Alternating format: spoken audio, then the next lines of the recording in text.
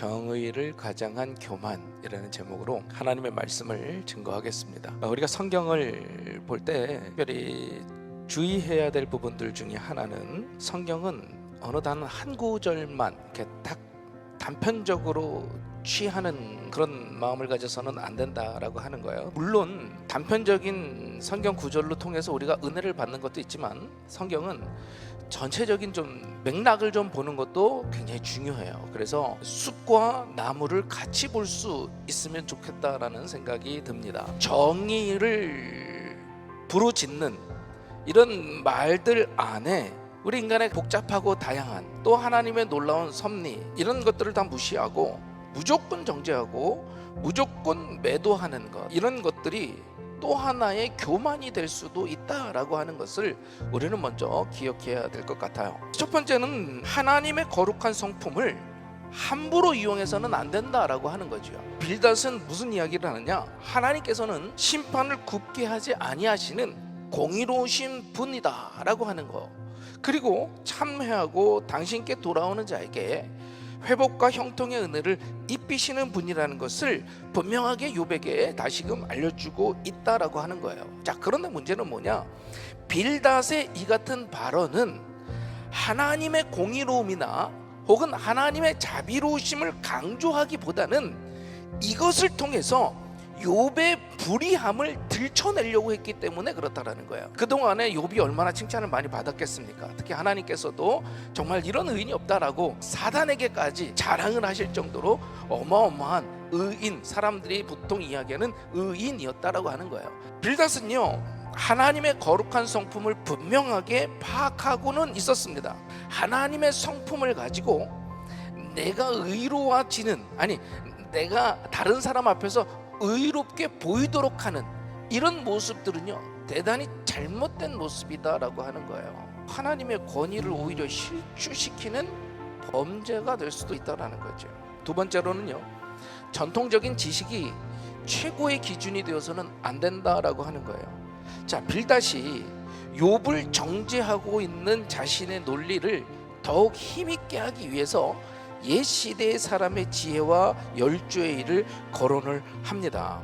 빌닷의 이 말이 틀린 말은 아니었습니다. 보편적인 진리를 이야기했던 거죠. 그런데 아주 특이한 상황에, 독특한 상황에 처한 욥에게는 오히려 위로가 될 수 없었다라는 거예요. 어떤 특수한 상황이 있음을 우리는 한 번 더 생각해 봐야 된다라는 거죠. 그 사람의 삶의 이해가 없이 그냥 옳은 말만 한다고 해서 그게 다 옳은 게 아니더라는 거죠. 오늘 빌닷은 그런 실수를 저질렀던 거예요. 그런데 오늘날도 우리는 그런 실수를 참 많이 합니다.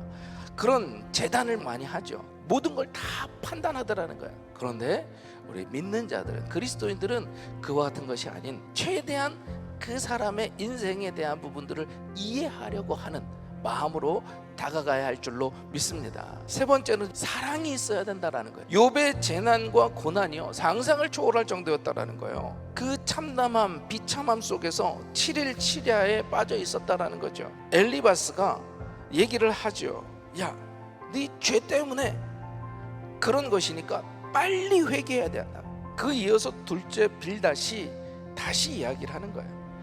엘리바스와 같은 입장에서 욥을 비판합니다. 욥의 고난이 죄의 결과다라고 하는 것으로 단정 지어놓고 욥을 계속해서 비난하고 있었다라는 거죠. 무엇 때문일까요? 바로 그 안에 사랑이 결여되어 있었기 때문에 그렇습니다. 빌닷이 얘기한 게 틀린 게 아니에요. 다 맞는데 그 안에 뭐가 없었느냐? 사랑이 없었다라고 하는 거예요. 사랑이. 단순히 옳은 이야기를 하고는 있었지만 그 안에 정말 욥을 사랑하는, 정말 그의 아픔에 고통에 동의하면서, 아니 공감하면서 이야기해주지 못했다라는 거예요. 우리는 그런 위험을 벗어야 돼요. 정죄 속에서 하는 것이 아니라 사랑 안에서 바른 이야기를 하고 사랑 안에서 하나님의 공의를 이야기하고 정의를 이야기해야 될 줄로 믿습니다. 그럴 때 비로소 그것이 올바르게 생명의 역할로서 작용하게 될 줄로 믿습니다. 마지막으로 이론보다 소중한 것이 실천이다라는 거예요. 욥에게 필요한 게 뭐였을까요?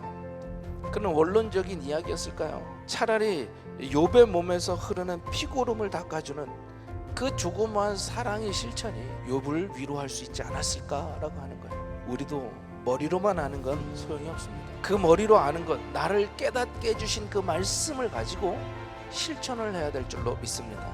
바라기는 우리 금난의 성도님들이 참된 믿음을 가지고 그 믿음을 행하면서 그 안에 사랑을 담아서 놀라운 하나님의 사역을 이루어가는 저와 여러분이 될 수 있기를 주님의 이름으로 축원합니다.